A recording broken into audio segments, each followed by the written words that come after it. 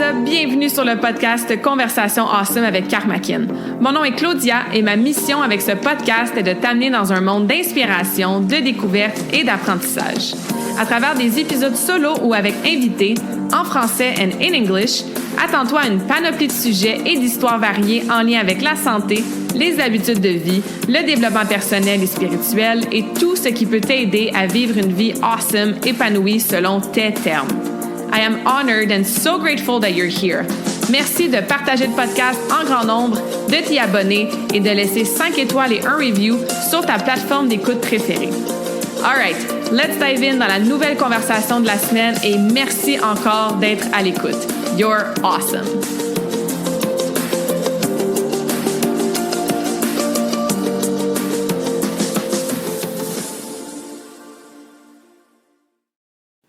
What is up, beautiful souls? J'espère que vous allez bien, que vous êtes en pleine forme. Bienvenue dans la nouvelle conversation awesome de la semaine. Aujourd'hui, avec une invitée spéciale, en personne aussi. Je reçois la radieuse Catherine sur le podcast.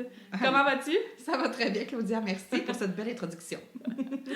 Donc, je te reçois chez moi aujourd'hui. Je te reçois sur le podcast pour une conversation awesome. Oui. Là, on a des gens dans ma cour qui sont en train de couper des arbres qui étaient décédés. Donc, la nature est avec nous. Alors, si vous entendez des bruits de background, ben c'est ça. Sachez-le. Mais on est là, on est content d'être ici pour avoir une belle conversation. Je sens que ça va être intéressant dans le bon sens du terme parce qu'on va parler, entre autres, d'un sujet que toi, tu adores, que tu es experte, que tu es passionnée, puis que moi, je suis comme de l'autre côté du spectre. Donc, le maquillage, entre autres. Entre autres, oui. Mais bien sûr, tout ce qui est, femme, entrepreneuriat, confiance en soi, estime de soi. Fait que je suis pas inquiète qu'on va avoir une belle conversation aujourd'hui. Oh oui, ça c'est sûr. Good. Fait que Catherine, maquilleuse professionnelle, entre autres, qu'est-ce qui t'a amené à faire ça? En fait, moi, j'étais zéro destinée à avoir une carrière dans les cosmétiques.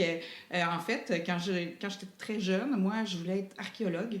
OK, on est loin là, du maquillage. Oui, là, oui, très, très loin. Moi, c'était la poussière que j'aimais. C'était les squelettes puis les momies qui m'intéressaient. C'est drôle. Ouais, j'ai quand même des champs de passion assez variés. Et puis, je me suis cherchée toute ma vie, en fait, à ce que je voulais faire parce que, tu sais, archéologue, c'est cute, mais je m'étais fait un peu décourager. J'avais fait un stage quand même dans ce domaine-là. Puis l'archéologue, elle m'avait dit « Non, fais pas ça, tu vas pas manger. » J'étais comme « Ah, d'accord. » Très encourageant. Puis qu'au secondaire, on se dit qu'on va faire autre chose. Finalement, j'ai atterri un jour dans le domaine bancaire et je pensais faire ça toute ma vie. Donc, j'ai été maman jeune, fait que j'ai 2 beaux-fils aussi. Alors, le travail temps plein, les 4 enfants, la maison, le chum, je travaillais je travaillais à temps plein et en plus de ça, j'allais à l'université le soir. Fait que je trouvais que, j'avais pas beaucoup de vie, finalement. J'étais très occupée. Et puis, le domaine bancaire m'a beaucoup déçue dans certains points. La compétition malsaine entre les employés. Tu sais, il y a un poste qui ouvre, mais tu as 20 personnes qui le veulent. Fait que là, tout le monde se bat à mort pour avoir ce poste-là. Moi, ça me ressemblait pas. Je suis plus quelqu'un qui travaille en équipe. Et puis, est arrivé dans ma vie quelqu'un qui me parlait d'une opportunité dans les cosmétiques, donc avec les cosmétiques Mary Kay, en fait. Donc, une compagnie de marketing de réseau. Et je m'étais dit, mais qu'est-ce que tu veux que je fasse avec ça? Fait que ça a commencé un peu comme ça. J'ai décidé de dire oui juste parce que j'avais des produits pas chers puis que ça me tentait d'essayer de prendre soin de moi parce que moi, c'était caché en mascara. C'était ça, ma petite routine de maquillage. Et puis, j'ai pogné la piqûre de prendre soin de moi. J'ai vu beaucoup d'amélioration dans mon humeur, dans ma confiance, dans mon estime. Et ça a fait en sorte que j'ai comme juste évolué un peu là-dedans. Puis, moi qui aimais beaucoup dessiner aussi, un autre passe-temps, au lieu de dessiner sur du papier, en devenant adulte, j'avais plus vraiment le temps. Fait que là, maintenant, je dessine sur des visages. Voilà. Quel beau parcours! Quand même. Fait que là, ça fait combien d'années là, que tu t'es lancée plus dans Mary Kay, maquillage, etc.? Ça fait 8 ans que je me suis lancée en affaires, mais ça va faire 5 ans que je fais ça temps plein. Et 3 ans comme maquilleuse vraiment plus professionnelle à ce moment-là, là, avec les contrats de télévision, shooting photo, mariage, etc. Ouais. Cool! J'aime ton histoire de une opportunité qui tombe dessus, puis tu fais comme, pourquoi pas, qu'est-ce que je vais faire avec ça? Parce qu'il y a bien des histoires qui commencent comme ça, en fait. quand il y a un petit spark à l'intérieur de nous qui pique la curiosité ou c'est quelqu'un en qui on a confiance, tu sais, qui nous en parle, en fait, ben ça peut peut-être faire peur, des fois, de dire oui, parce qu'on sait pas à quoi s'attendre, ou justement, on est dans une job peut-être plus stable, entre guillemets, ou sécuritaire, tu sais, au niveau de la banque. Ça a été quoi, qu'est-ce que tu as ressenti, ou qu'est-ce qui t'a aidé à faire le saut, tu sais, même si tu savais pas trop dans quoi tu t'embarquais, puis que... Ben ça va avoir l'air super quétaine, mais ça a vraiment rapport avec ma famille. Parce que mes 2 beaux-fils sont tous les 2 lourdement handicapés. Donc, sont tous les 2 autistes sévères avec une déficience intellectuelle. Et quand j'ai commencé ce domaine-là, là, où je m'amusais un petit peu à travers les cosmétiques, c'était en 2016. Et en 2018, on a eu ces 2 beaux garçons-là à temps plein à la maison. Et puis, je vous laisse imaginer à quel point que ça change dans le quotidien d'avoir 2 enfants lourdement handicapés à la maison. Donc, d'avoir 2 travails temps plein, ça ne fonctionnait pas. Donc, j'ai dû diminuer mes heures. Puis, à ce moment-là, il me fallait quand même un salaire. Donc, je me suis dit, pourquoi pas essayer de parler un peu plus des produits, de commencer à essayer les produits aux femmes. Puis, j'ai comme eu la piqûre de voir les résultats sur les autres personnes parce que moi, ça me faisait du bien.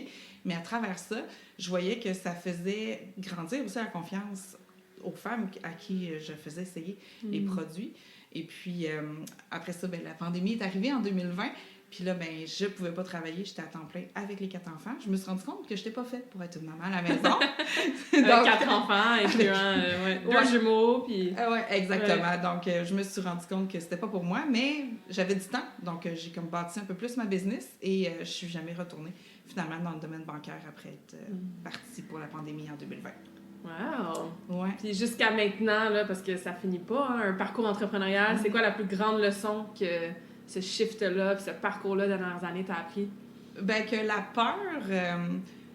la peur, ça sert à rien, en fait, parce que, c'est sûr qu'il y a des choses qui sont épeurantes, puis de sauter dans le vide, c'est sûr qu'au début, on peut avoir un peu la frousse, ça, c'est normal, mais de faire confiance, parce que si c'est arrivé, il y avait quand même une raison, puis si c'est pas pour aboutir à un succès, ça va quand même aboutir en apprentissage. Fait que ça, je pense que c'est une des grandes leçons que j'ai eues parce que j'étais quelqu'un d'extrêmement peureux. Et puis, ça m'a démontré que j'avais plus de courage que je pensais, finalement. Fait que, un parcours qui fait en sorte qu'on se rend compte qu'on est plus fort, qu'on est plus créatif, que ça nous fait sortir, ça nous fait agrandir notre zone de confort. Oui, je m'en allais là. Hein? Sortir de sa zone de confort, c'est quelque chose qu'on lit souvent sur les réseaux sociaux, que même moi je dis, qu'on entend souvent dans le monde du développement personnel.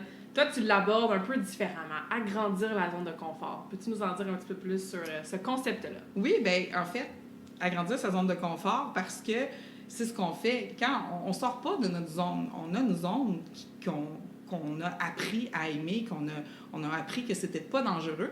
Et d'en sortir, c'est pas vraiment ça qu'on fait. C'est qu'on va élargir le cadre dans lequel on est confortable, finalement. Fait que c'est pour ça qu'on agrandit, dans ma tête à moi, c'est comme ça que je le vois, c'est qu'on agrandit notre zone de confort, fait qu'on devient de plus en plus confortable, loin dans nos limites du départ, finalement. Oui, parce que plus tu vas faire quelque chose que tu n'es pas habitué, éventuellement, tu vas devenir habitué à faire cette dite chose. Donc, ça va devenir confortable. Effectivement, toute tâche inconfortable devient confortable au fil du temps. Peu importe ce qu'on a fait.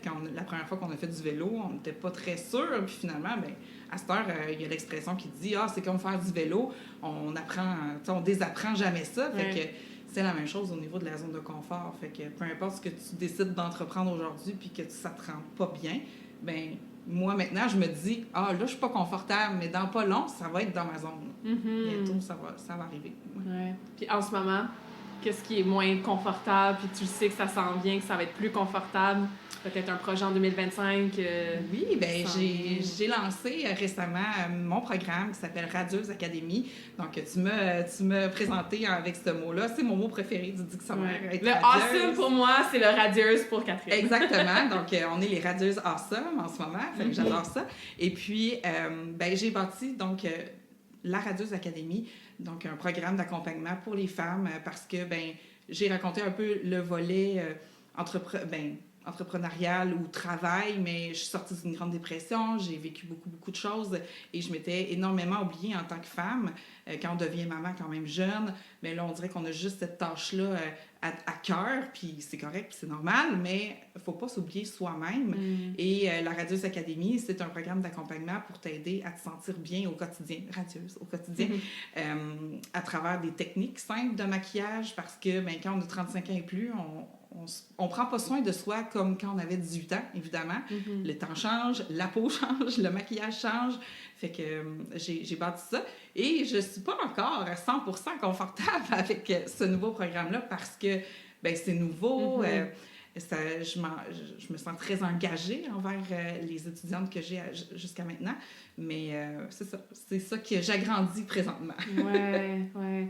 Je me souviens, mon premier lancement dans ma business en ligne avec Karmakin, c'est la version de moi que j'étais là versus aujourd'hui, ça n'a rien à voir. Là. Chaque programme qu'on fait, chaque chose qu'on teste, surtout dans l'environnement de l'accompagnement virtuel, peu importe c'est quoi nos modalités, c'est challengeant, ça nous fait grandir. Oui, absolument. Ça nous fait voir des choses par rapport à nous-mêmes, par rapport à nos peurs, nos croyances limitantes. Puis ça nous fait effectivement agrandir notre zone de confort. Ça nous fait grandir aussi. Hein? On accompagne les autres à s'émanciper, à grandir, mais en même temps, ça nous fait grandir. Fait que c'est un win-win de chaque côté. Exactement. Good. Puis, tout ça t'a amené à plein d'autres projets aussi, entre autres le Sofa Rose. Oui. Fait que parle-nous un petit peu du Sofa Rose, puis de cette ambition-là de faire ce genre de contenu-là multimédia pour, encore une fois, inspirer les femmes et tout. Oui, Sofa Rose, c'est encore une fois une opportunité qui est sortie out of nowhere. Donc, une de mes collègues que j'ai rencontrée dans le domaine bancaire et qu'on s'est bien donné ensemble, on s'entendait bien, une photographe professionnelle, Jessica Proux. Et puis, on est allé, on a fait quelques contrats ensemble, donc moi en tant que maquilleuse, elle en tant que photographe, et on s'est mis à faire des projets ensemble pour le fun. Puis à un moment donné, elle m'a dit « Hey, toi, Kat, là, ça te tenterait-tu de faire un podcast? » Là, j'étais comme « OK. » Parce que je suis un petit peu madame oui, j'essaie de dire oui à tout parce que je pense qu'il y a quelque chose que je vais apprendre à travers ça. Et puis, j'ai dit oui, tout simplement, puis on se demandait de quoi on allait parler. Puis on s'est dit, pourquoi pas parler de femmes? Donc, un podcast vraiment 100% dédié au sujet que les femmes aiment, qui nous touche personnellement, de près ou de loin. Et puis, on se demandait comment on allait appeler ça. Fait que on voyait notre décor avec un sofa rose. Fait qu'on s'est dit, pourquoi pas sofa rose? Fait que ça a été aussi simple que ça. On a lancé ça en 2023 avec des invités, des fois juste toutes les deux tout seuls. Puis on a vraiment eu un bel accueil là, de la part de notre entourage, de l'audience et tout ça. Et puis après ça, ça nous a mené à créer la version télévisuelle. Donc on passe maintenant à la télévision avec Sofa Rose. Fait que à quel point des fois, encore une fois, tu sais, il y a une petite affaire qui arrive, puis tu te dis « Ah oui, pourquoi pas? » Et tout d'un coup, pouf, on fait de la télé. Ouais, on fait de la télé, c'est tellement awesome, là! Exactement. Donc, très cool. Ouais, non, c'est génial. Puis, est-ce que ça, c'est quelque chose que tu veux continuer de faire, justement, d'avoir des apparitions au niveau multimédia, avoir un one-woman show à un moment donné, avoir ton talk show, puis continuer à faire ça? C'est quelque chose que j'aime vraiment faire, honnêtement, de découvrir des femmes, de découvrir des sujets aussi sur lesquels on va s'attarder puis qu'on va réfléchir. Ça m'a amené à me rendre compte à quel point que le féminisme est souvent mal vu, ou même je me suis rendu compte à quel point j'étais plus féministe que je pensais, parce qu'on le sait pas des fois avec tout ce qu'on entend partout. C'est comme des fois on dirait que c'est mal vu ou quoi que ce soit. Et puis de parler à plein de femmes sur plein de sujets différents, je me suis rendu compte à quel point qu'il y a tellement de grande richesse à travers cet univers féminin-là. Et puis, bien sûr qu'on veut poursuivre avec une autre saison de podcast. On veut aller sur d'autres plateaux de télévision. Donc, on a beaucoup d'ambition avec Sofa Rose. On veut faire plus qu'une émission. En fait, on veut que ça devienne... On a fait aussi une retraite pour femmes d'1 jour. Donc, ça sera quelque chose qu'on va répéter aussi dans le futur. Donc, on veut créer un genre de mouvement féminin à travers le Sofa Rose, là, sous toutes ses formes. C'est quoi, tu dirais que c'est les valeurs principales du Sofaros, tu sais, comme dans la communauté de femmes que là, vous êtes en train de créer, que vous créez depuis les 2 dernières années? C'est quoi les valeurs qui relient toutes ces belles femmes-là? Ben, je pense que c'est vraiment l'encouragement entre les femmes. Je voulais le dire en anglais, mais ça se sortira vraiment pas bien. On fait bien du franglais sur le podcast, ouais, c'est correct. C'est ça. Non, je me serrais même pas. Mais en tout cas, c'est de s'aider à s'élever ensemble. Je pense que c'est ça qui est la plus grande valeur de Sofaros, le respect de chacune, peu importe son ethnie, de d'où elle vient, ses valeurs, peu importe. Donc, c'est vraiment de faire en sorte que toutes les femmes ensemble puissent créer un beau mouvement positif. Donc, c'est ça, Sofaros. C'est vraiment d'être là pour s'aider à glow up ensemble. Fait que pas de chicane, ouais, pas de compétition, pas de compétition, puis de drama, puis de parler dans le dos de l'autre, tu sais. On entend souvent ça, hein, puis on le voit aussi, là. Je pense qu'il y a une raison pourquoi il y a des stéréotypes qui se forment dans la société, c'est parce qu'il y a une part de vérité, tu sais, mais par exemple, des bureaux, est-ce que c'est juste des femmes qui travaillent? T'sais, on va entendre, il y a toujours de la chicane, il y a toujours du drame, les gens, ils parlent dans le dos des autres, tu sais, puis ils se font pas confiance, tu sais. Donc, je trouve ça vraiment important de redéfinir c'est quoi une communauté saine de femmes, puis de collaborer, de co-créer, avoir ce sentiment-là d'empowerment aussi, tu sais. C'était ce mot-là, je voulais dire. C'était ce mot-là, parfait, voilà. On l'a dit, voilà. Puis en fait, on l'a pas dit en début de podcast, puis j'aime ça habituellement partir avec ça, tu sais, un peu donner du contexte puis des circonstances de comment je connais mes invités, tu sais. Puis nous, on s'est rencontrés grâce à une communauté de femmes. Oui, tu sais, Mélissa et ses sœurs. Mélissa que je nomme souvent sur le podcast. Mais justement, grâce à Mélissa et ses sœurs, ça m'a fait découvrir des belles femmes que j'invite maintenant, tu sais, sur le podcast. Puis on peut avoir des belles conversations, tu sais. Pourquoi tu penses qu'il y a de la jalousie peut-être entre femmes des fois, ou qu'on a ce sentiment-là qu'on a besoin de se prouver ou de se comparer même, tu sais? D'où tu penses que ça peut venir? Moi, je pense que c'est vraiment parce que la femme qui va venir jalouser une autre, c'est juste parce qu'elle n'ose pas le faire elle-même. Mais elle a tout ce qu'il faut. Moi, c'est ce que je me suis rendu compte. Là. Je pensais être la femme la plus banale du monde qui était prise dans un carcan à plusieurs fois dans ma vie. Puis j'ai toujours réussi à m'en sortir. Puis aujourd'hui, ben c'est ça, j'ai de la visibilité. Aujourd'hui, j'aide les femmes, je les accompagne. Donc, je pense que il y a un manque de confiance énorme en chacune des femmes. Puis c'est en augmentant l'estime personnelle et la confiance en chacune d'elles qu'il n'y en aura plus de ça. Parce que c'est sûr que quand tu es jalouse de quelqu'un, c'est parce que tu as l'impression que tu peux pas avoir ce qu'elle a. Mais on peut tout aller chercher ce qu'on veut. Là. C'est sûr qu'on part pas... C'est faux de dire qu'on part toutes égales, là, mais quand on travaille puis on sait ce qu'on veut, on peut aller chercher, puis d'aller s'accompagner de femmes comme ça pour s'élever ensemble, ben il y a beaucoup plus de chances que de juste être dans son coin puis de ruminer. Fait que c'est ça. Je pense que... J'espère qu'au fil du temps, les femmes vont réaliser à quel point ils ont tout le potentiel du monde pour faire ce qu'elles veulent et d'essayer de caler les autres pour se remonter, ça sert à rien. Ouais. Mais c'est ça cache souvent un mal-être. Un mal-être, une insécurité aussi, tu sais. Donc, non, c'est super, super important. Au-delà du maquillage, on y reviendra après. Toi, c'est quoi tes meilleurs trucs ou peut-être des pratiques que tu fais dans ton quotidien pour t'aider à avoir une bonne estime de toi puis à avoir une bonne confiance en toi? Prendre du temps. Moi, je dis toujours que lorsqu'on commence notre journée en ayant fait une petite chose juste pour nous, ça commence vraiment bien la journée. J'accompagne beaucoup des femmes qui disent qu'ils n'ont pas de temps parce qu'ils ont un enfant à bas âge. Ah ben oui, mais moi, mes enfants, ils sont tous en bas de 5 ans. Mais ça change rien. Ça change rien que toi, tu es quand même un être humain, tu es quand même une personne. Fait que de commencer la journée en nettoyant ton visage, en mettant une crème hydratante que tu n'auras pas la face qui va te craquer parce que c'est l'hiver puis qu'il fait froid ou que tu vas pas...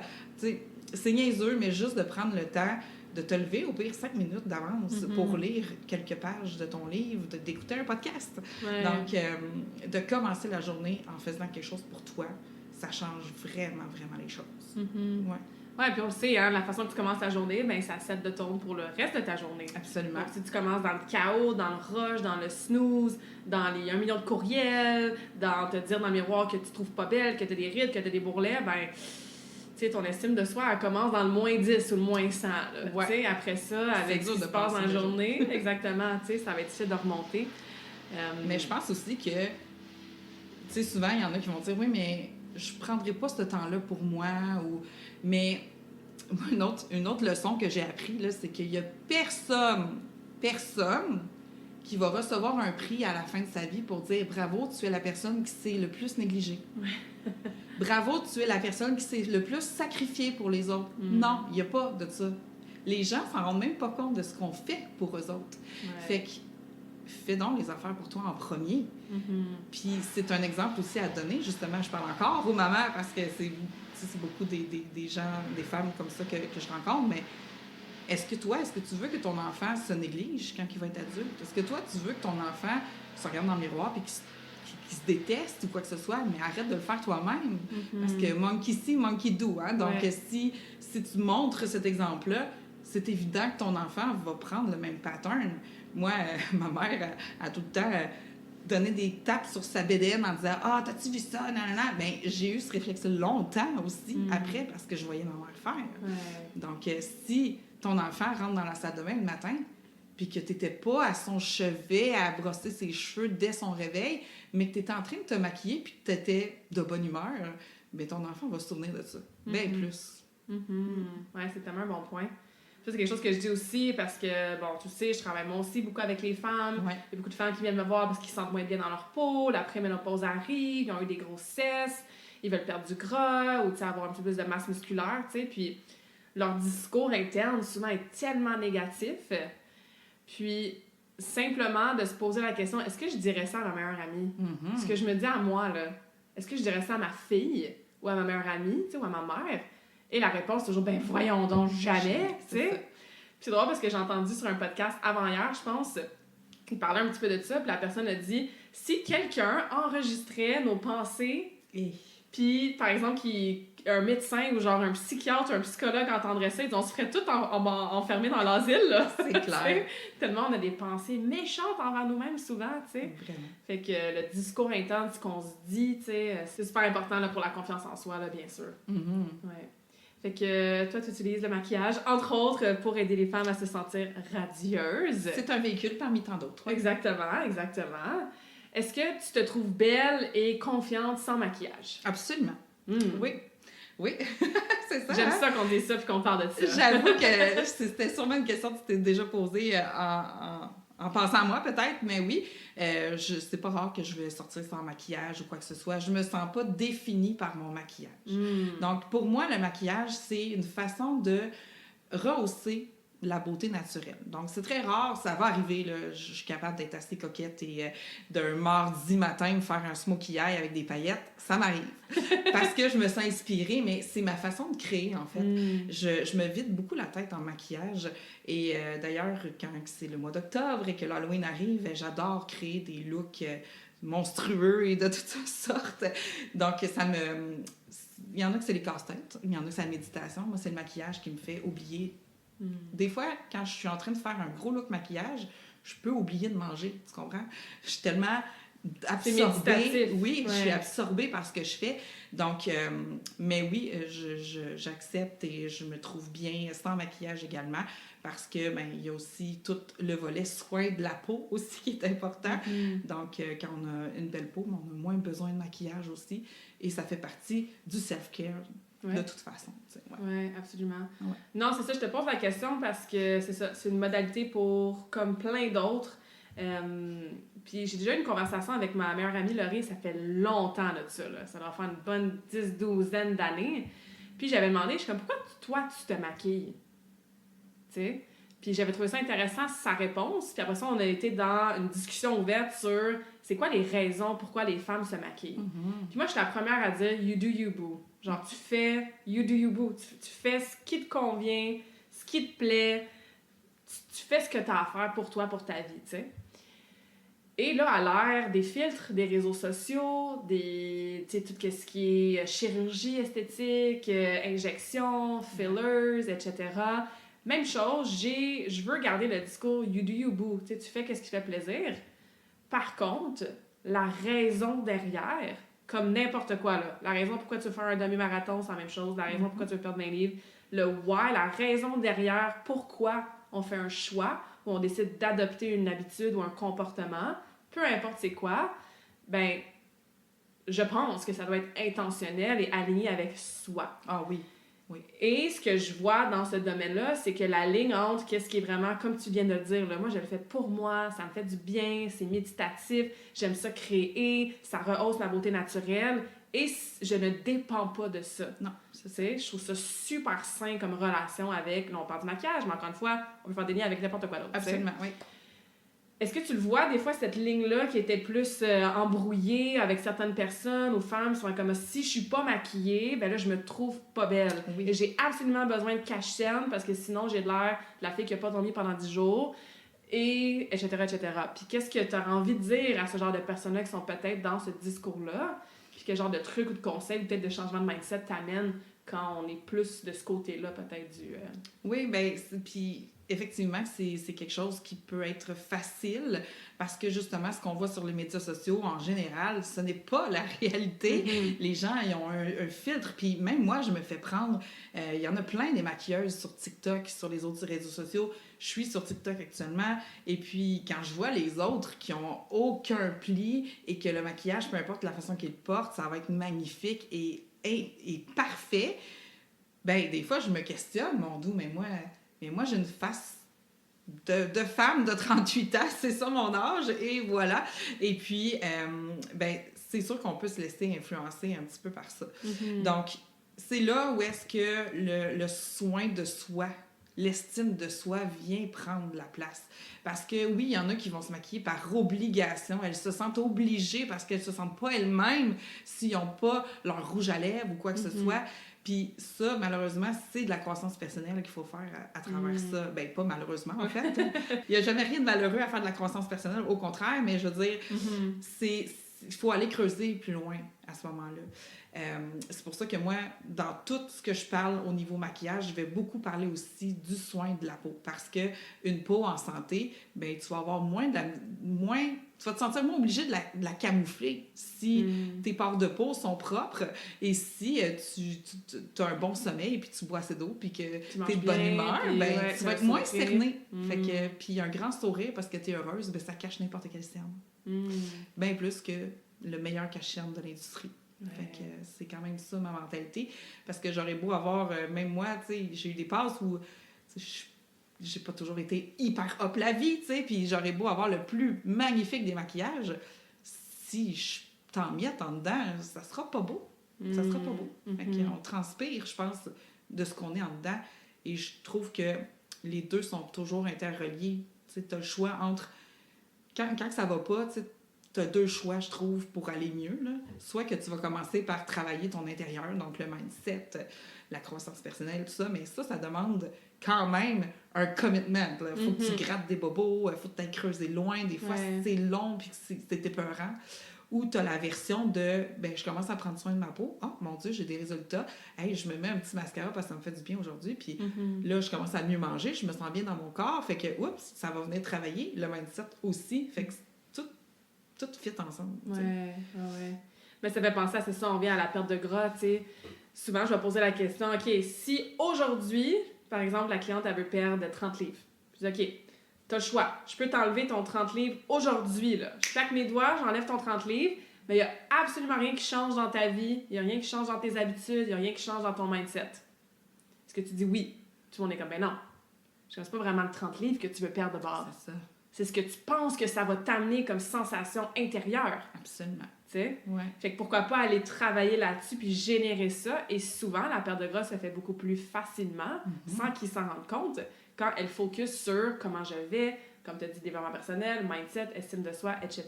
T'sais. Puis j'imagine aussi que la personne va peut-être même pas se rendre aux 30 livres, mais elle va se sentir tellement bien. Exactement. Tu sais pas si c'est 30 livres ou 28 ou 32, oui, là, tu sais. Exact. Peut-être qu'après 5 livres, tu vas être comme, j'ai retrouvé mon énergie, je me sens bien dans ma peau, puis... Fait que ça revient à se questionner sur qu'est-ce qu'on veut vraiment, c'est quoi nos objectifs, c'est quoi nos intentions derrière ça. Oui, ben oui, c'est ça. Ouais. Fait que des fois, c'est ça va être d'aller au gym, mais moi, c'est ça, je disais, on fait un peu le même travail, mais on a un véhicule différent, finalement. Mais le but, c'est de se sentir bien puis d'être heureux, finalement. Oui, absolument. Fait que moi, petite histoire personnelle, ma grand-maman, que j'adore tellement, que j'admire tellement, elle va avoir... elle est née en 43, fait qu'elle va avoir 82 cette année. Elle ne sort pas de chez elle et probablement de sa chambre à coucher sans avoir mis son rouge à lèvres et son petit eyeliner. Fait que elle s'est toujours maquillée, elle va toujours se maquiller, elle se promène avec son blush dans sa sacoche, tu sais. Après ça, t'as ma mère qui se maquille pas du tout. Okay. Du tout. Je sais pas si elle a vu sa mère, puis elle était comme ça bien intense, puis moi, je veux pas embarquer là-dedans, tu sais. Je sais pas pourquoi, mais elle se maquille pas du tout. Avec ma belle-sœur qui fait des extensions de cils, elle a commencé à se faire des extensions de cils il y a quelques années, tu sais. Mais... fait qu'elle a ses extensions de cils. Elle a ses extensions de cils, puis c'est tout. Puis c'est très minime, naturel, tu sais. Moi, je me suis fait maquiller beaucoup grâce au patin artistique. Donc, je m'en ai dit à cause. Mais j'ai dit grâce. Tu m'as vu, hein? Je me suis attrapée dans mes propres mots. C'est ça du développement personnel en live, guys. Tu t'attrapes, tu t'observes, puis tu changes le mot qui sort de ta bouche. Donc, grâce au patin artistique, je me suis fait maquiller beaucoup. Très jeune. Et je me souviens, là, je détestais ça. Me faire peigner puis me faire maquiller pour des compétitions. Écoute, ma mère, elle m'accotait dans le mur, puis là, elle me tenait fort pour me mettre un peu de blush, puis là, avec le spray net, puis j'ai vraiment pas aimé ça. Et quand on avait des shows, je t'ai envoyé une photo parce qu'on avait blagué beaucoup à l'une des réunions, justement, de mes sœurs. Et je comprends ton traumatisme maintenant. C'est ça. Je dis, moi, j'ai été traumatisée, là, parce que quand on avait des spectacles de patins, des gros spectacles, à cause des lumières, flashlights, tout ça, on était vraiment maquillés, là, des couleurs dans le front, sur les joues, des brillants, de l'ombre à paupières, jaune flash. Parce que oui, en groupe, sur la glace, de loin, avec les lumières, c'est sûr que ça faisait beau, ça faisait très, quasiment Broadway ou... théâtral. Théâtral, exactement, tu sais. Sauf que, my God, tu l'as vu la photo, là, c'était très intense. Oui. Après, j'ai eu une phase au secondaire, je pense au secondaire 3, que j'ai commencé à me maquiller parce que mes amis se maquillaient. Fait que là, c'était comme la mode là, de se mettre une espèce de ligne noire en dessous des yeux, un petit peu d'ombre à paupières, tout ça. Fait que j'ai eu cette phase-là. Puis, je me maquillais après ça plus tard, mettons, entre 16 et quand je suis arrivée en Australie. Fait que peut-être 16 et 23 ans, parce que je me maquillais quand je sortais. Quand j'allais clubber ou quand on avait des parties. Rien de trop, mais tu sais, je me mettais du mascara, je me mettais une petite ligne noire, puis je me maquillais un petit peu. Puis, quand j'ai habité en Australie pendant 1 an et demi, parce que j'ai vécu avec pas grand-chose, ma vie dans une vallée jaune, puis que j'ai vraiment encore plus découvert le mode de vie minimaliste, c'est une des choses qui a vraiment pris le bord au complet.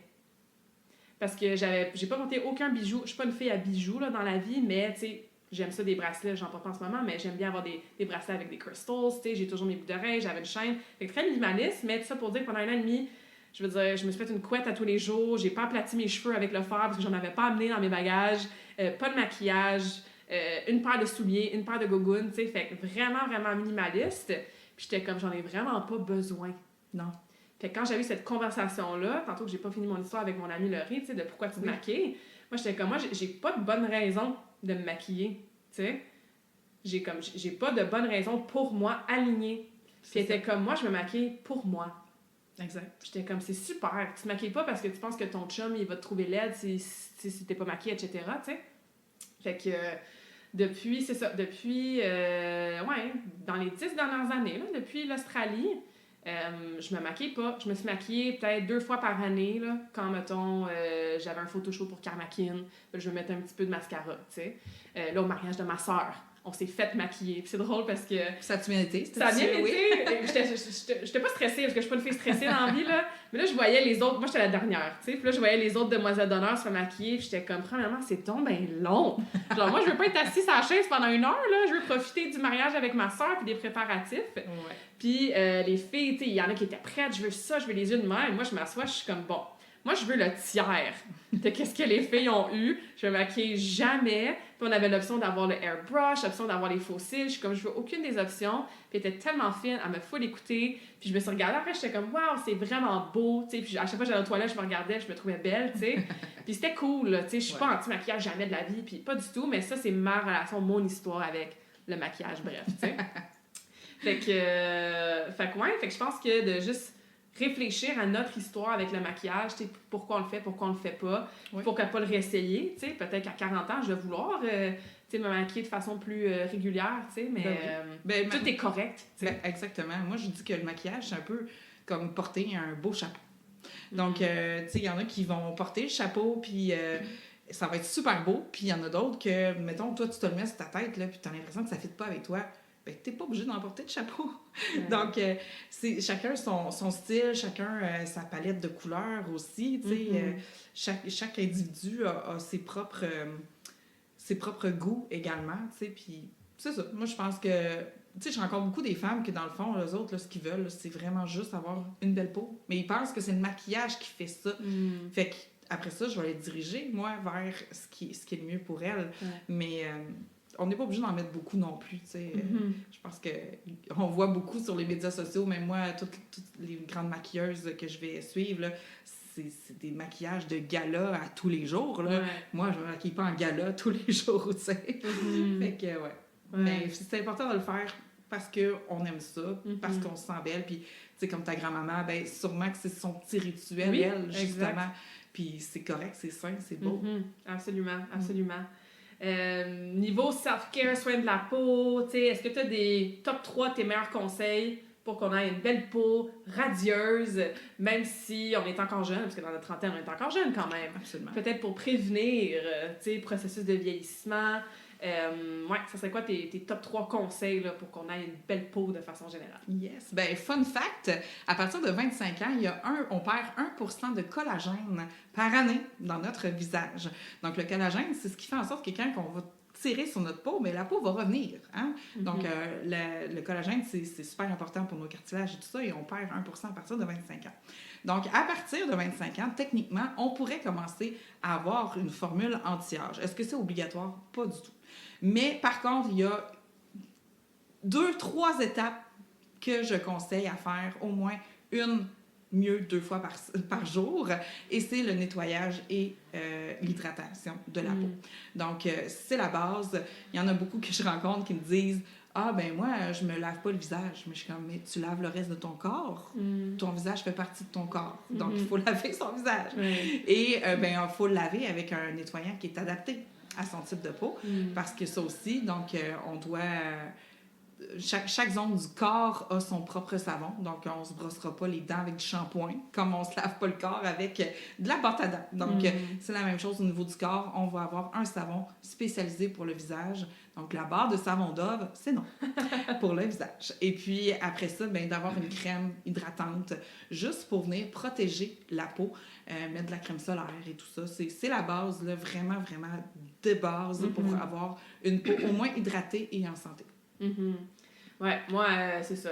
J'étais dans la douche très longtemps, puis... pas j'étais dans la douche très longtemps, mais plutôt pendant très longtemps, je prenais ma douche, puis après ça, je me lavais le visage avec, tu sais, c'est ça, je suis très consciente des produits que j'achète pour que ça soit justement le moins chimique possible, tout naturel. J'utilise beaucoup les huiles essentielles, tout ça, des trucs bio, tu sais, parce qu'on le sait, il y a tellement de scrap là, dans les produits d'hygiène et de beauté. Absolument.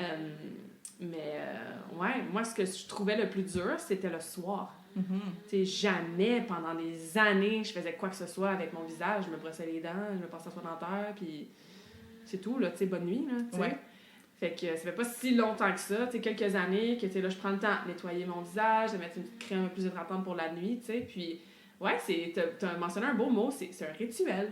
Exact. C'est un rituel. Ouais. Un rituel, il y en a qui vont boire une tisane avant de dormir, s'allumer une chandelle, lire un livre. Mais se laver le visage, ça fait partie du rituel pour bien dormir. Puis honnêtement, c'est comme quand tu oublies de te brosser les dents le soir, quand tu te couches dans ton lit, tu te sens-tu comme bien? T'es comme, ah non, il me manque une étape, mais ça va être ça aussi au niveau du soin. Puis faut pas oublier que, tu sais, en général, là, à part l'été, là, où est-ce qu'on est un peu plus, tu sais, qu'on voit un peu plus de peau, mais sinon... le visage, c'est la zone qui est le plus exposée. Donc, toute la saleté, puis ce qui va maganer la peau, là, il y a 80% que c'est l'extérieur qui fait vieillir la peau. Seulement 20% est dû à l'hérédité et à l'âge. Donc, 80%, ça veut dire le vent, le soleil, la poussière, toute la saleté dans l'air. Donc, c'est important de nettoyer le soir parce que ben c'est ça, il faut enlever tous ces résidus-là. Ouais. Et comme ça, ben, tu vas faire moins de points noirs, tu vas faire moins de boutons, tu vas avoir la peau plus éclatante aussi, être plus radieuse parce que les peaux mortes, les cellules et la saleté vont venir ternir le teint également. Et le lendemain matin, des fois, il y en a qui vont me dire, ben là, je viens de me laver la face, là, Catherine, pourquoi tu veux que je me lave encore? Ben, je sais pas pour toi, mais moi, je lave pas ma tête d'oreiller tous les jours. Donc, les cheveux traînent là-dessus, si t'as des animaux, la poussière, etc.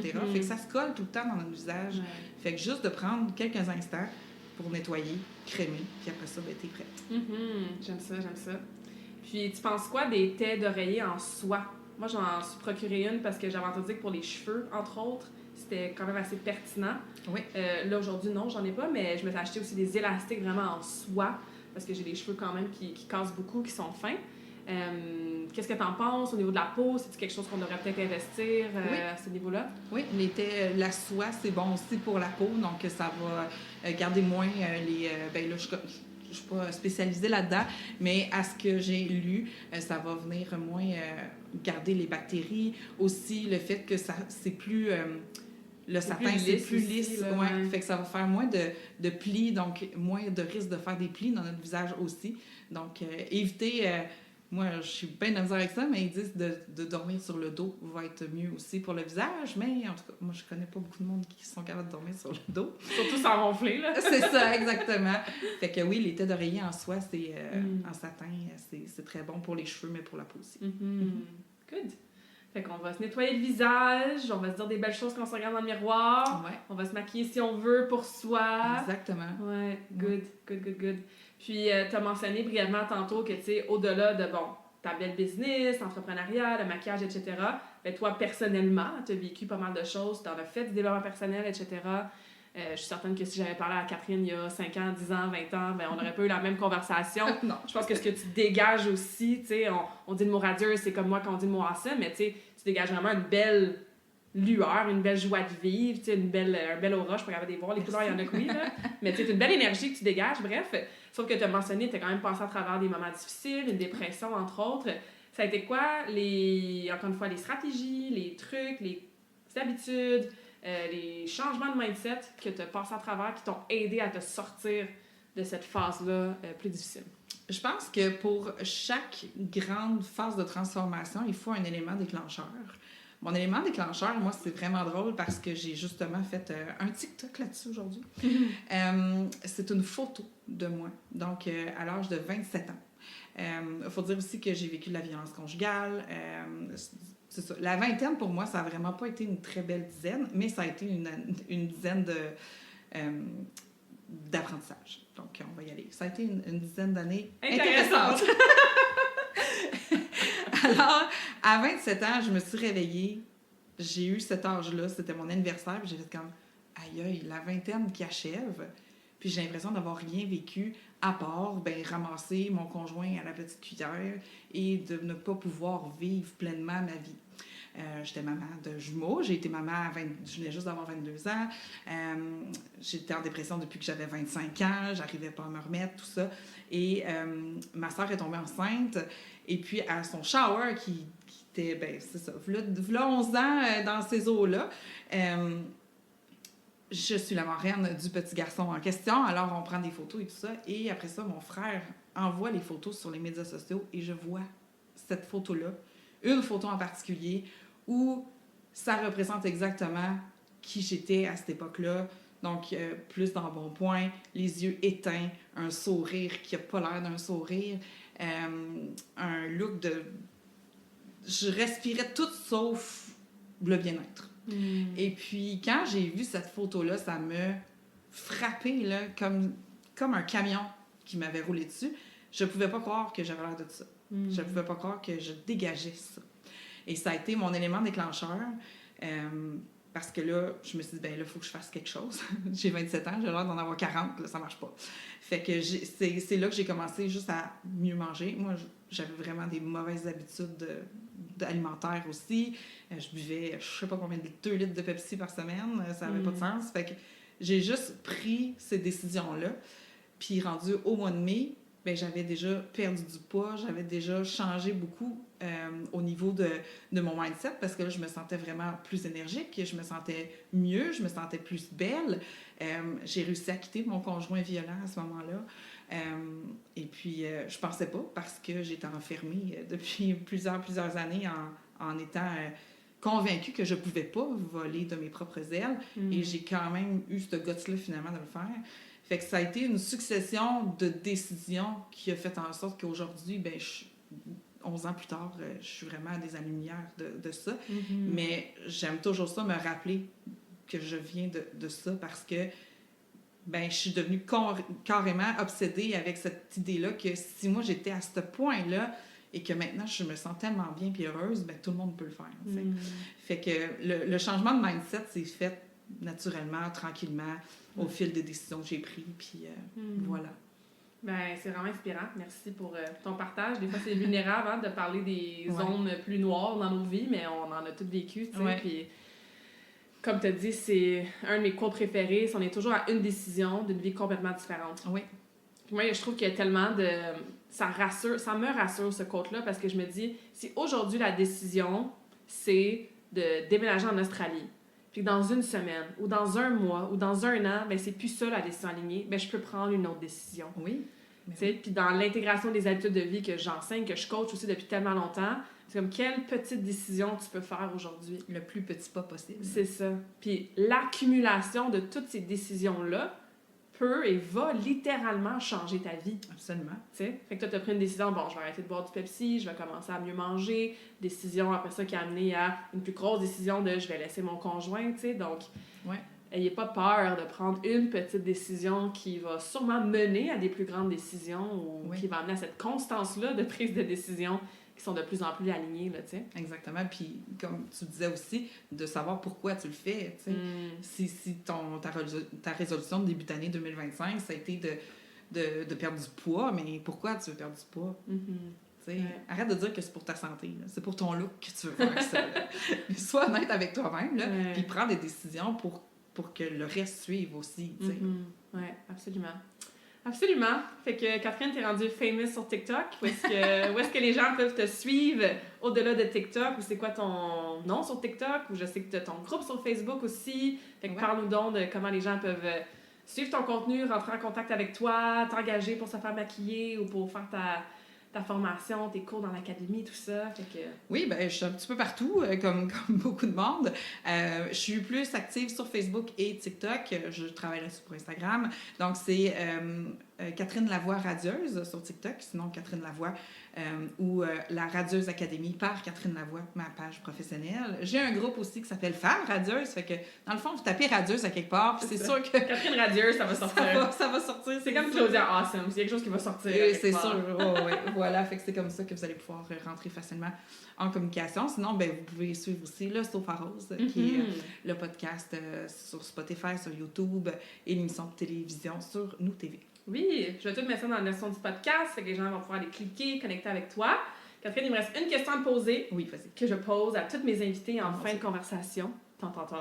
Avant de la poser, je vais juste te dire merci encore. Ça m'a permis d'apprendre à te connaître aussi. Fait que je trouve ça vraiment cool parce que c'est ça, quand on se voit, on est souvent en gang puis on parle de différents sujets. Mais là, d'avoir un one-on-one, c'est un peu pour ça que je fais le podcast aussi. Ça permet de passer du temps de qualité avec chacune de mes invités. Puis là, en personne, en plus, c'est vraiment awesome. Yes. Fait que merci pour ton ouverture, pour ta belle énergie, pour ton côté très radieux. Puis ton partage aujourd'hui. Ouais, ça me fait plaisir. Fait que ma dernière question, est-ce que tu as une citation préférée? Ce serait laquelle et pourquoi? Bien, ma citation préférée, celle qui a fait en sorte qu'aujourd'hui je suis entrepreneur, je pense, c'est la très quétaine, mais quand même vraie. Fais un travail que t'aimes et tu n'auras pas l'impression de travailler un seul jour de ta vie. C'est une des premières citations, tu sais, avant que... Tu sais, au début de Facebook, là, quand on commençait à avoir ça, là, des citations un peu partout, là, c'est une des premières que j'ai lues qui m'a vraiment interpellée. Puis j'ai su, à ce moment-là, qu'il fallait que je trouve quelque chose que j'aime, puis voilà. Maintenant, c'est trouvé. Voilà, puis ça paraît que t'aimes ça. Fait que c'est génial. Good. Fait que merci à tout le monde d'avoir été à l'écoute. Allez suivre Catherine, puis on vous souhaite de faire quelque chose que vous aimez. Oui!